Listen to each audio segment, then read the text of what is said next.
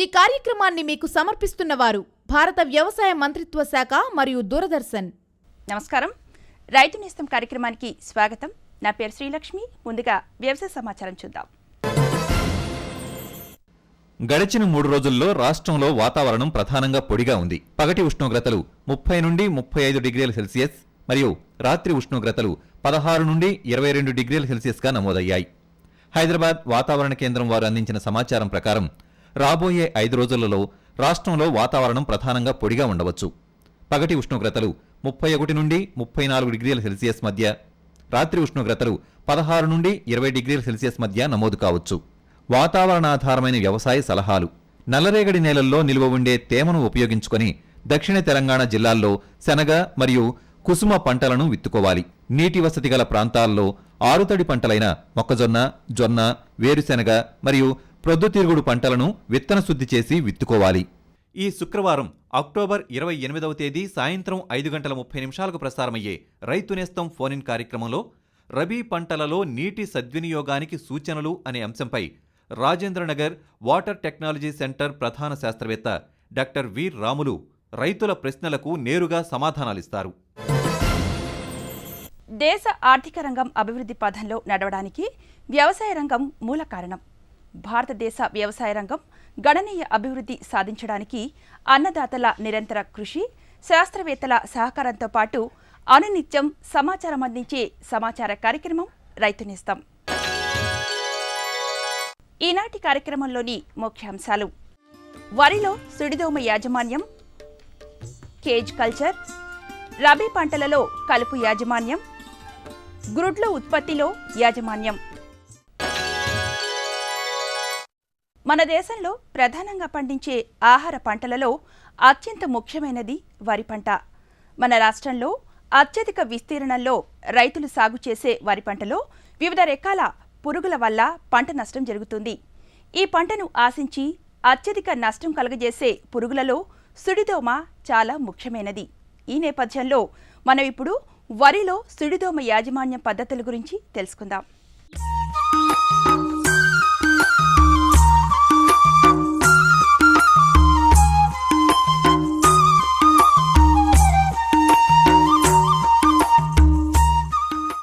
వరిలో ఆశించే ప్రధాన చీడపురుగులలో అత్యంత నష్టం కలుగజేసే పురుగు సుడిదోమ. ఇది నారుమడి లేదా పిలక దశలో అరుదుగా, పొట్టదశ, ఈనిక దశలలో ఎక్కువగా ఆశించి పంటకు నష్టం కలుగజేస్తుంది. రబీలో మార్చి మొదటి వారం నుండి ఏప్రిల్ వరకు ఆశిస్తుంది. సుడిదోమలు ఎక్కువ సంఖ్యలో పంటను ఆశించడం వల్ల పంట సుడులు తిరిగినట్లుగా అక్కడక్కడ ఎండిపోతుంది. నీటి పైభాగంలో మొక్కల మొదళ్ల దగ్గర దోమలు కనబడతాయి. తొలి దశలో దోమలు రసాన్ని పీల్చడం వల్ల పైరు లేత పసుపు వర్ణానికి మారుతుంది.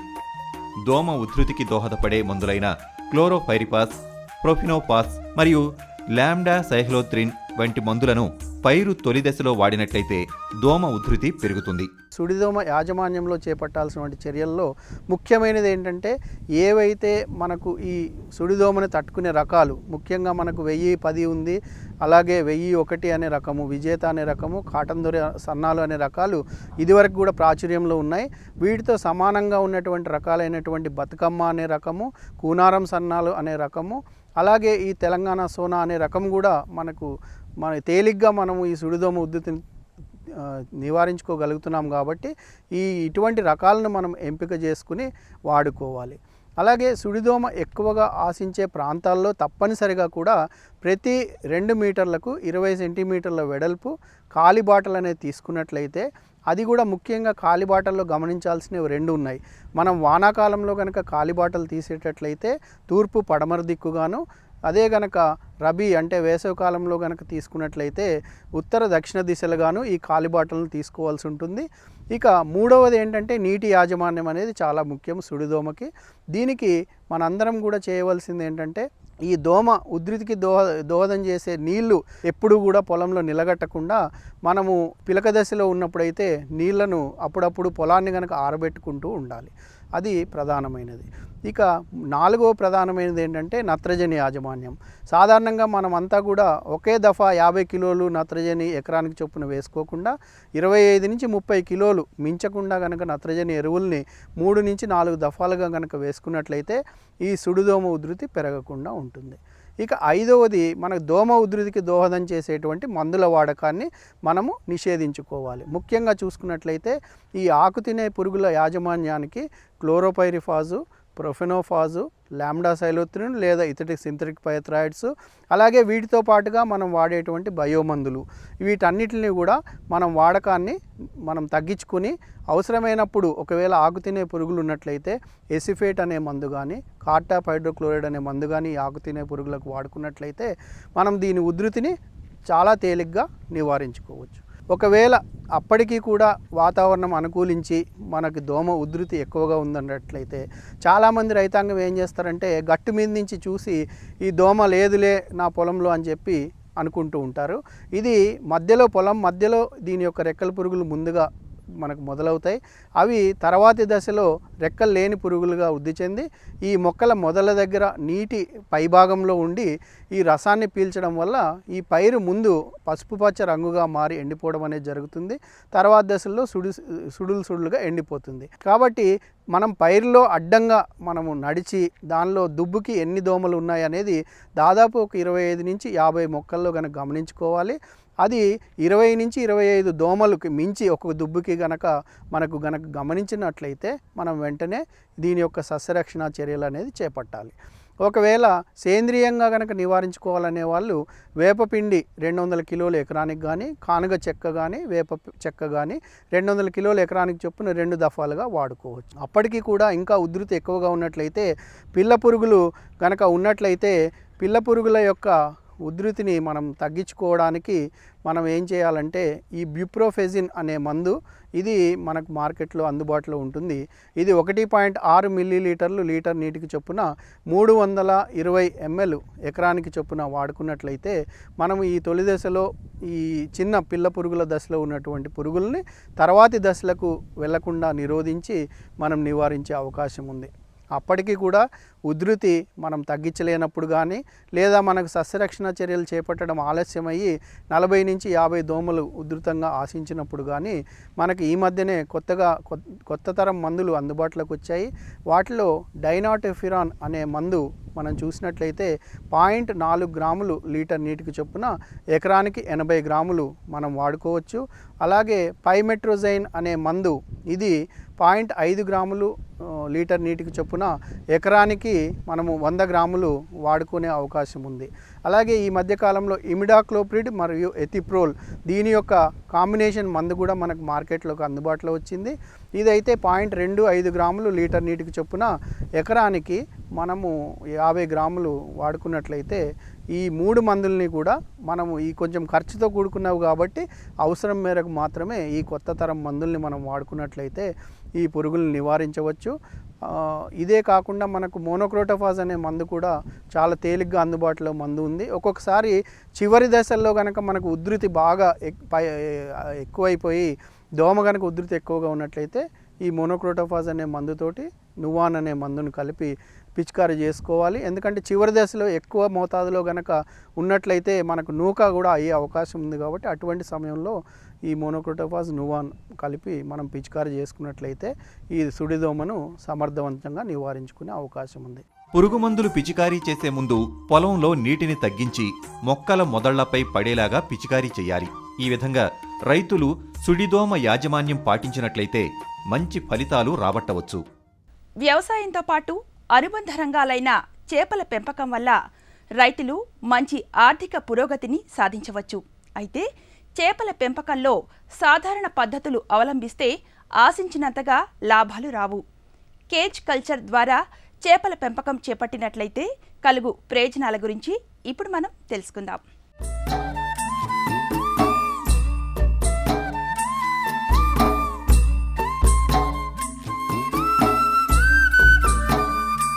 చేపల పెంపకంలో వచ్చిన విప్లవాత్మక మార్పుగా కేజ్ కల్చర్ని అభివర్ణించవచ్చు. సంప్రదాయ పద్ధతులలో చేపల పెంపకం వల్ల రైతులకు అంత లాభాలు అందడం లేదు. కేజ్ కల్చర్ అంటే చేపలను కేజ్లలో పెంచడం.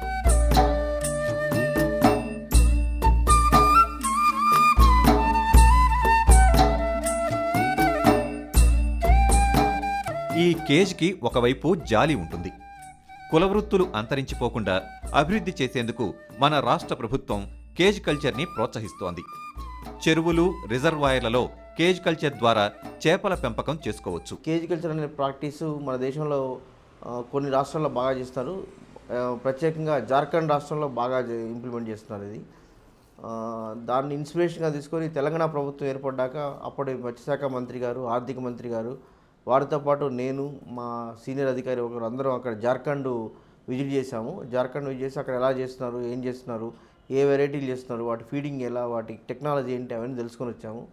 తెలుసుకొని వచ్చిన తర్వాత ఇక్కడ ఒక స్కీమ్ తయారు చేసి దాన్ని నేషనల్ ఫిషరీస్ డెవలప్మెంట్ బోర్డు వారి సౌజన్యంతో వాళ్ళు మనకి సబ్సిడీ ఇచ్చారు, కొంత గ్రాంట్ ఇచ్చారు. దాంతో కొంత స్టేట్ గవర్నమెంట్ పెట్టుకుంది. సో 100 లక్షలతో ఒక పథకం రూపొందించి దానికి ఇంప్లిమెంట్ చేసాం అనమాట. అప్పుడు మొదట్లో దీన్ని డెమాన్స్ట్రేషన్ ప్రాజెక్ట్ అంటారు. ఇది 100% గ్రాంట్, అంటే దీనికి సబ్సిడీ రూపాన మొత్తం ఇస్తారు, దీనికి రీపేమెంట్ ఉండదు. మొదట్లో దీన్ని 5 రిజర్వాయర్లో ప్రవేశపెట్టడం జరిగింది. ఎల్ఎండి కరీంనగర్, కడం ఆదిలాబాద్, పాలేరు ఖమ్మం, కోయిల్సాగర్ మహబూబ్ నగర్, ఇంకొక రిజర్వాయర్లో చేసాము. మొత్తం 5 రిజర్వాయర్లో చేసాం, 6 యూనిట్లు చేసాము. చేస్తే దీంట్లో ప్రయోగాత్మకంగా చేసాం, చక్కటి ఫలితాలు వచ్చాయి. మంచి మత్స్యకారులంతా దాంట్లో అనుభవం పొందిన వాళ్ళంతా చాలా సంతోషం వ్యక్తం చేశారు. దీనికంటే ముందుగా, ఈ ప్రయోగం చేయకంటే ముందుగా ఒక 116 మంది మత్స్యకారులను జార్ఖండ్ రాష్ట్రానికి అక్కడ ట్రైనింగ్ పంపడం అయింది. వాళ్ళంతా వెళ్ళి ఎక్స్పోజర్ విజిట్ అంటారు దాన్ని, ఎక్స్పోజర్ విజిట్కి వెళ్ళి అక్కడ వాళ్ళు ఎలా చేస్తున్నారు, జార్ఖండ్లో ఎలా సక్సెస్ అవ్వగలిగారు అంతా వాళ్ళు 3 రోజులు పరిశీలన జరిపి అక్కడి నుంచి నేర్చుకుని వచ్చి ఇక్కడ వీళ్ళు మనకి 5 రిజర్వాయర్లో వీళ్ళు చేశారు. చాలా చక్కటి ఫలితాలు వచ్చాయి. నీరు నిలువ ఉండే కాస్త స్థలం ఉంటే జలపుష్పాలు పెంచవచ్చు అనేది కేజ్ కల్చర్ ముఖ్య ఉద్దేశ్యం. మొత్తం వ్యయంలో కేంద్ర మత్స్యశాఖ అభివృద్ధి సంస్థ 40% అందిస్తుంది.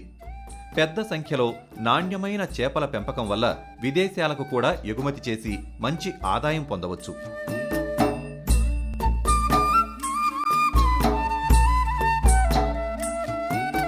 మంచినీరు, ఉప్పు నీరు రెండింటిలో ఈ పద్ధతి కొనసాగించవచ్చు.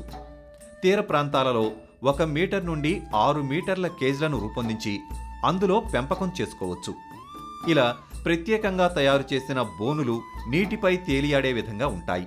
ఆ ఫలితాలతోటి ఈ సంవత్సరం రాష్ట్ర ప్రభుత్వంతో ఒక భారీ స్కీమ్ మనకి అమలు చేస్తుంది. దానికి దగ్గర 80 యూనిట్లు, ఒక్కొక్క యూనిట్లో 10 కేజీలు ఉంటాయి. 10 కేజీలు అంటే 80 యూనిట్ అంటే 800 కేజీలు ఉంటాయి. మొత్తం 800 కేజీలతోటి మనకి భారీ స్కీమ్ ఏర్పాటు చేయబడింది. ఒక కేజీ యూనిట్ కాస్ట్ కర 2.5 లక్షలు ఉంటుంది. అంటే 2.5 లక్షలు అయితే 1 కేజీ వస్తుంది. 2.5 లక్షల్లో క్యాపిటల్ కాస్ట్ అంటే కేజీ నిర్మాణానికి దాని సామాగ్రికి ఖర్చు 1.25 lakh ఉంటుంది. మళ్ళీ మేతకి ఇతర అవసరాల గురించి ఇంకొక 1,25,000 ఉంటుంది. మొత్తం కలిపి 2,50,000 1 కేజీ పెట్టడానికి, 1 కేజీ నిర్వహణకి, ఒక పంట తీయడానికి వచ్చే ఖర్చు అనమాట. ఆ ఖర్చులో 50% కేంద్ర ప్రభుత్వం, రాష్ట్ర ప్రభుత్వం కలిసి సబ్సిడీ ఇస్తాయి. ఒక 20% బెనిఫిషరీ పెట్టుకోవాలి, 30% రాష్ట్ర ప్రభుత్వం పెట్టుకుంటుంది. సో మొత్తం ఆ బెనిఫిషరీ లబ్ధిదారు వాటా ఉంటే లబ్ధిదారుడు బాగా ఉత్సాహంగా పనిచేయగలుగుతాడు, వాటికి రెస్పాన్సిబిలిటీ ఉంటుంది, అకౌంటబిలిటీ ఉంటుంది అని లబ్ధిదారు వాటా పెట్టడం జరిగింది. ఇందులో 50% ఏమో కేంద్ర ప్రభుత్వం ఇస్తుంది, 30% రాష్ట్ర ప్రభుత్వం ఇస్తుంది, 20% లబ్ధిదారుడు వాటా పెట్టుకోవాలి. ఇప్పుడు ఈ స్కీమ్ ఈ నవంబర్ మాసం నుంచి అమలు చేయడం జరుగుతుందన్నమాట. సో దీనికోసం ప్రాథమికంగా ఒక 24 రిజర్వాయర్ని రాష్ట్రంలో సెలెక్ట్ చేయడం జరిగింది. ఇందులోనే కాకుండా ఎక్కడైనా ఇంకా అనుకూలమైన ప్రదేశాలు ఉంటే వాటిని కూడా పరిగణలో తీసుకొని వాటిలో కూడా పథకం అమలు చేయడానికి తగిన చర్యలు చేపడతారు. కేజ్ కల్చర్లో ముఖ్యంగా ఏంటంటే 2 రకాల చేపలు ఎక్కువ పెంచుతారు. ఒకటి ఏంటంటే పంగాసిస్ అనే వెరైటీ, రెండోది ఏంటంటే తిలాపి అనే వెరైటీ.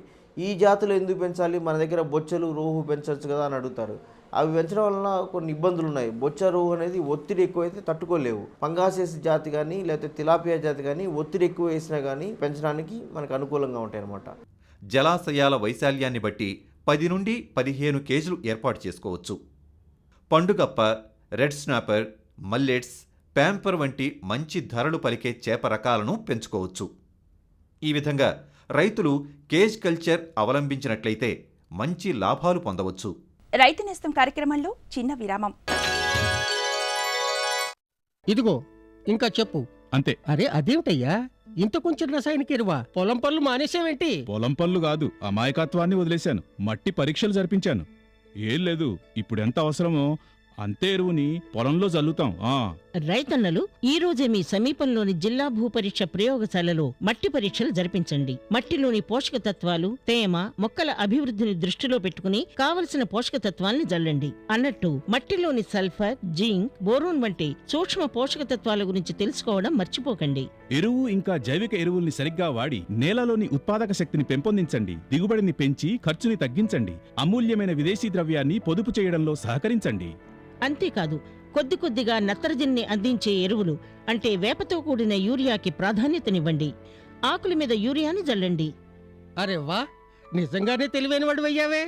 అధిక సమాచారానికి సంప్రదించండి జిల్లా వ్యవసాయ అధికారి లేదా కిసాన్ కాల్ సెంటర్. కార్యక్రమానికి తిరిగి స్వాగతం.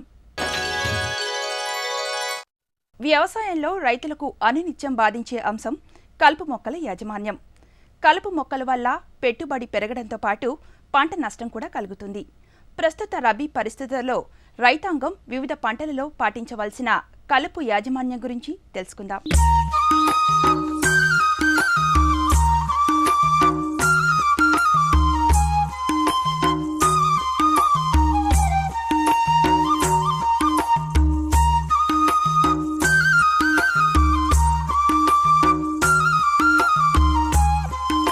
మన రాష్ట్రంలో ప్రస్తుతం చెరువులు, రిజర్వాయర్లు నిండుకుండలాగా నిండాయి. ఈ నేపథ్యంలో రైతాంగం రబీలో వరి అధికంగా సాగు చేసే దిశగా ఆలోచిస్తున్నారు. అలాగే కంది, పెసర, మినుము, వేరుశెనగ ఈ రబీలో అత్యధికంగా సాగు చేయడానికి దృష్టి సారిస్తున్నారు. రబీ పంటలలో పంట నష్టానికి ముఖ్య కారణం కలుపు. కలుపు మొక్కలు పంటకు అందే పోషకాలు, నీటి విషయంలో పోటీ ఇవ్వడమే కాకుండా పంటను ఆశించే పురుగులకు ఆశ్రయం అందించి పరోక్షంగా కూడా పంట నష్టం కలుగజేస్తాయి. వేరుశనగలు అయినట్టయితే కనుక విత్తిన వెంటనే 2 రోజుల లోపల పెండిమెథలిన్ 1 నుండి 1.25 లీటర్లు కానీ, లేదా అలాక్లోర్ అనే మందు 1 లీటర్ మందును కానీ 200 లీటర్ల నీళ్ళలో కలిపి పిచికారి చేసుకున్నట్టయితే మనకు దీనిలో వచ్చే కలుపుని నివారించుకోవచ్చు. ఒకవేళ మనము విత్తిన వెంటనే మందును వేసుకున్నట్టయితే వేరుశనగ మరియు కలుపు మొక్కలు మొలకెత్తిన తర్వాత మనము ఇమాజితాపైర్ అనే కలుపు మందును 400 మిల్లీలీటర్ల మందును 1 ఎకరానికి పిచికారి చేసుకున్నట్టయితే వేరుశనగలో వచ్చేటువంటి మనకు వెడల్పాకు కలుపు కానీ, గడ్డి జాతి కలుపును కానీ మనం నివారించుకోవడానికి అవకాశం ఉంటుంది. లేదు, కొన్నిసార్లు వరి మాగాణంలో కూడా వేరుశనగను పండించుకుంటుంటారు. వరి మాగాణంలో వేరుశనగను పండించినప్పుడు పైపాటుగా గడ్డి జాతి కలుపు రావడానికి ఎక్కువ అవకాశం ఉంటుంది. అలాంటప్పుడు టర్గా సూపర్ అనే కలుపు మందును 400 ml కానీ, లేకపోతే కనుక అజిల్ అనే కలుపు మందును 250 మిల్లీలీటర్లు కానీ 200 లీటర్ల నీళ్ళలో కలిపి పిచికారి చేసుకున్నట్టయితే సమగ్రంగా కలుపును నివారించుకోవడానికి అవకాశం ఉంటుంది. ఇంకా కొన్ని ప్రాంతాల్లో మినుము కానీ, పెసలు కానీ కూడా రబీ సీజన్లో పండిస్తుంటారు. ఇలాంటి వీటిల్లో మనకు ఈ పెసర, మినుము వీటిని వరి మాగాణంలో పండించినట్టయితే కనుక గడ్డి సమస్య, కలుపు సమస్య ఎక్కువగా ఉంటుంది కాబట్టి, గడ్డి జాతి కలుపు సమస్య ఎక్కువగా ఉంటుంది కాబట్టి వీటిలో కూడా టర్గా సూపర్ 400 మిల్లీలీటర్లు కానీ, లేదా అజిల్ కలుపు మందును 250 మిల్లీలీటర్లు కానీ పిచికారి చేసుకోవడం ద్వారా మనము ఈ వరి మాగాణంలో వేసే పెసర, మినుములో వచ్చేటువంటి గడ్డి జాతి కలుపు అయినటువంటి ఊదా, ఒడిపిలి అలాంటి వాటిని నివారించుకోవడానికి అవకాశం ఉంటుంది. ఇంకా ఉల్లి అనేది కూడా చాలా చోట్ల పండిస్తున్నారు. ఈ ఉల్లిలో అయితే కనుక మనము విత్తిన వెంటనే, ఉల్లి నాటిన వెంటనే అయితే కనుక పెండిమెథలిన్ 1 నుండి 1.25 లీటర్లు కానీ, లేదా అలాక్లోర్ 1 లీటర్ మందు కానీ, లేదా ఆక్సిఫ్లోరోఫిన్ అనే మందు 300 మిల్లీలీటర్లు కానీ 1 ఎకరానికి పొలంలో బాగా తేమ ఉన్నప్పుడు పిచికారి చేసుకున్నట్టయితే కనుక కలుపు మొలకెత్తకుండా నివారించుకోవడానికి అవకాశం ఉంటుంది. నాటిన తర్వాత 15-20 రోజులప్పుడు పొలంలో వెడల్పాకు కలుపు, గడ్డి జాతి కలుపు ఉన్నట్టయితే కనుక మనం ఆక్సిఫ్లోరోఫిన్ అనే మందును 100 మిల్లీలీటర్లు, దానితో పాటుగా టర్గా సూపర్ 400 మిల్లీలీటర్లు కానీ, లేదా అజిల్ మందును 250 మిల్లీలీటర్లు కానీ కలుపుకొని పిచికారి చేసుకోవడం ద్వారా వెడల్పాకు కలుపును, గడ్డి జాతి కలుపును నివారించుకోవడానికి అవకాశం ఉంటుంది. రైతాంగము ఏ పంటకు ఏ కలుపు మందు ఉపయోగపడుతుందన్న విషయం గురించి సరైన అవగాహనతో మనము కలుపు మందులను ఉపయోగించుకున్నట్టయితే కనుక కలుపు నివారణతో పాటు రైతుకు కూడా కలుపు తీయడానికి, కూలీలతో కలుపు తీయడానికి అయ్యేటువంటి ఖర్చును కూడా తగ్గించుకోవడానికి అవకాశం ఉంటుంది. విత్తిన వెంటనే కలుపు మందులు వాడినప్పుడు పొలంలో తగుమాత్రం తేమ ఉండేటట్టుగా జాగ్రత్త తీసుకోవాల్సి ఉంటుంది. పొలంలో తేమ లేనట్టయితే మనం వాడినటువంటి కలుపు మందులు అంత ఎఫెక్టివ్గా పనిచేయడానికి అవకాశం ఉండదు. ఇంకా ఒక ఎకరా పొలంలో కలుపు మందు చల్లడానికి మనము 200 లీటర్ల మందు నీరు ఉపయోగించాల్సిన అవసరం ఎంతైనా ఉంది. ఈ విధంగా రబీలో కలుపు యాజమాన్యం చేపట్టినట్లయితే రైతాంగం మంచి లాభాలు సాధించవచ్చు. రైతు నేస్తం కార్యక్రమంలో మరో చిన్న విరామం. నాతో పాటు చెప్పు. A B. అరే వెర్రివాడ, పిల్లాడికి ఏబిసీలు నేర్పిస్తున్నావు. నీకు పనికొచ్చే ఏబిసీలు నువ్వెప్పుడు నేర్చుకుంటావు? ఈ ప్రకటన చూడు. వ్యవసాయ శాస్త్రం చదువుకున్న యువకుల కోసం భారత ప్రభుత్వపు వ్యవసాయ మంత్రిత్వ శాఖ ఒక పథకాన్ని రూపొందించింది. ఏసీఏబిసి.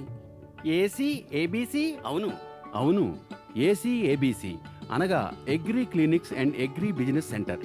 దీనిలో వ్యవసాయ శాస్త్రం చదివిన యువకులు ఎంపికైన తర్వాత వారికి ఉచిత ట్రైనింగ్ ఇవ్వబడుతుంది. అంతేకాదు, సొంత వృత్తిని నడపడానికి బ్యాంకు లోను కూడా లభిస్తుంది. దానితో పాటు యువకులు తమ ప్రాంతపు రైతుల లాభం కోసం వారికి సేద్యం లేదా వారి వృత్తికి సంబంధించిన లాభదాయకమైన సమాచారాన్ని అందిస్తుంటే వారి లోన్పై 36 నుంచి 44% దాకా సబ్సిడీ కూడా లభిస్తుంది. అయితే నేను నేర్చుకుంటాను పనికొచ్చే ఏబిసి. శభాష్. రండి, స్వయం ఉపాధి పొందుదాం, పొలాల్లో అత్యంత అభివృద్ధిని సాధిద్దాం.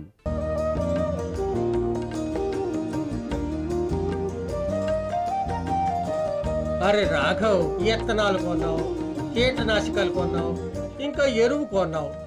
వీటన్నిటికీ డబ్బు ఎక్కడి నుంచి వచ్చింది? గోపాల్, ఇప్పుడు డబ్బు గురించి ఎందుకురా దిగులు? నా దగ్గర ఇప్పుడు కిసాన్ క్రెడిట్ కార్డు ఉంది. కార్డా? ఇదేమిటి? ఏంటా, ఇది బ్యాంకు నుండి దొరుకుతుంది.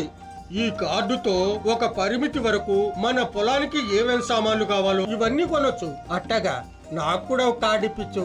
అట్లాగే సమీపంలోని బ్యాంకుకు వెళ్ళు, కార్డు తీసుకో, ఇంకా బోలెడు లాభాన్ని పొందు. కార్యక్రమానికి తిరిగి స్వాగతం. వ్యవసాయ అనుబంధ రంగమైన కోళ్ల పరిశ్రమ రైతులకు మంచి ఆర్థిక రాబడులను అందిస్తుంది. ప్రస్తుతం వినియోగదారులందరూ అనునిత్యం గ్రుడ్లు తినుటకు అధిక ప్రాధాన్యం ఇస్తున్నారు. ఈ నేపథ్యంలో రైతాంగం కోళ్ల పెంపకంలో, ముఖ్యంగా గ్రుడ్లు ఉత్పత్తిలో యాజమాన్యం సరిగ్గా అవలంబించినట్టయితే వచ్చే ప్రయోజనాల గురించి తెలుసుకుందాం.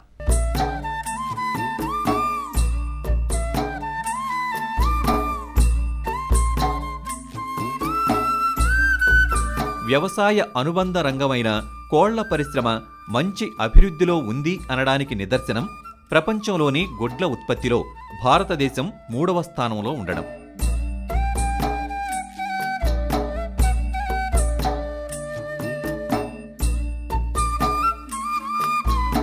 White leghorn, B V 300, H H 260, బోవాన్లు, డికాల్, సేవర్ రకాలు ప్రధానంగా గుడ్లు పెట్టే కోళ్లు. కోడిని పెంచి పోషించే విధానంపైనే దాని గుడ్ల దిగుబడి ఆధారపడి ఉంటుంది.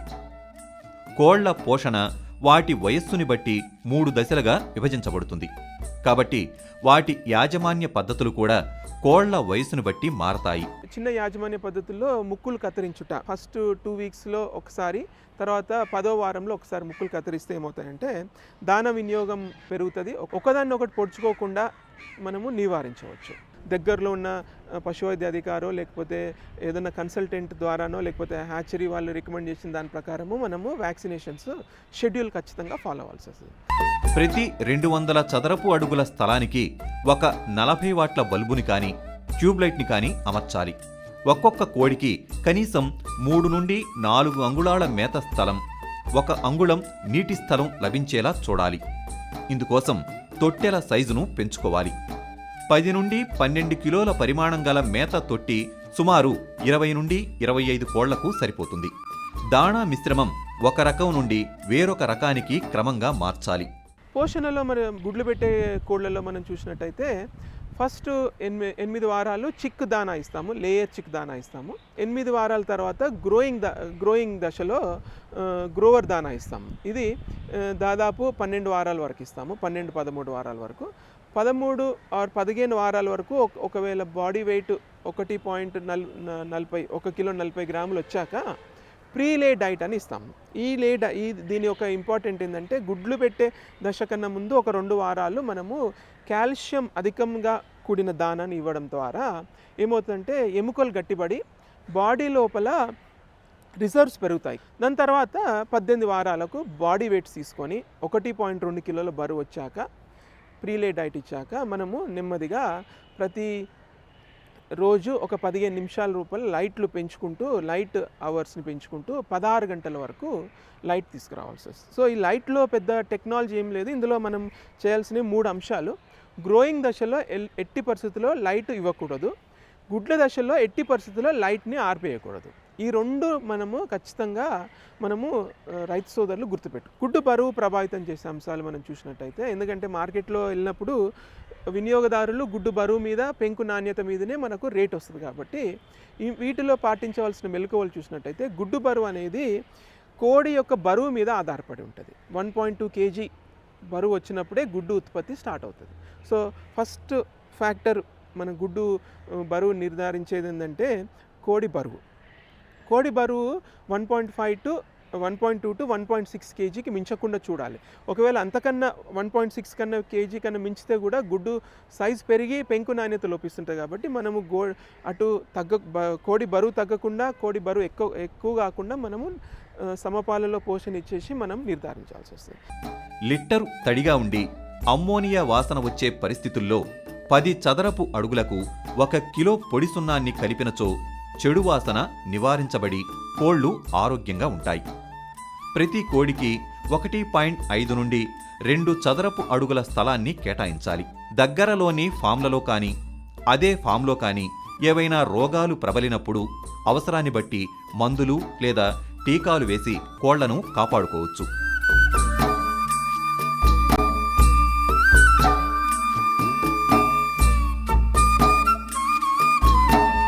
పెరిగే సమయంలో ఎక్కువ సమయం వెలుతురు ఇస్తే గర్భసంచి బయటకు వచ్చి చాలా సమస్యలు కలిగిస్తుంది. కోళ్లు గుడ్లు పెట్టడం మొదలైన తరువాత 1 సంవత్సరం వరకు, అంటే కోడి వయస్సు 72 వారాల వరకు లాభదాయకంగా పెంచవచ్చు. గుడ్లు పెట్టని నాసిరకం కోళ్లను ఏరివేయాలి. ఈ విధంగా గుడ్ల ఉత్పత్తిలో యాజమాన్యం పాటించినట్లయితే కోళ్ల పరిశ్రమ మరింత అభివృద్ధి పదంలో నడవడమే కాకుండా రైతాంగ ఆర్థిక పురోగతి జరుగుతుంది. రైతు నేస్తం కార్యక్రమంపై మీ అమూల్యమైన సలహాలు, సూచనలు అందించవలసిన మా చిరునామా: రైతు నేస్తం, care of deputy director general programmes, Doordarshan కేంద్రం, రామంతపూర్, హైదరాబాద్ 500013. రైతు నేస్తం కార్యక్రమం ఇంతటితో సమాప్తం. నమస్కారం. ఈ కార్యక్రమాన్ని మీకు సమర్పించిన వారు భారత వ్యవసాయ మంత్రిత్వ శాఖ మరియు దూరదర్శన్.